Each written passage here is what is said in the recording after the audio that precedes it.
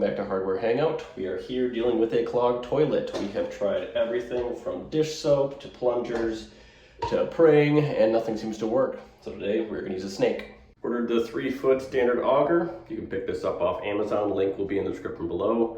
Very easy to use, makes the job a breeze, and won't break the bank. First step is you're going to want to spin this out until it's loose.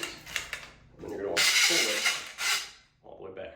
Take your auger and make sure it's pulled all the way up. Stick it all the way into the back of the toilet, making sure not to rub the metal against the porcelain.